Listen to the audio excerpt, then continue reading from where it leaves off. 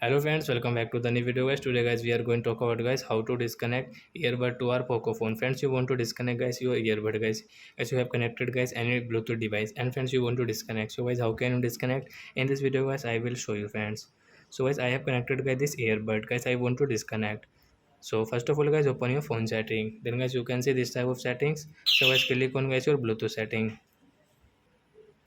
So friends, after on phone setting guys, you can see guys your Bluetooth settings. So guys, you can see guys we have connected guys this Payton company earbuds, and guys we want to disconnect. So on right side guys, tap here, and guys you can see this unpair option and rename option. So once click on unpair option to disconnect, then guys it will disconnect to your Poco phone. Then guys you cannot use. If you use guys, you will have to connect again in your Poco phone.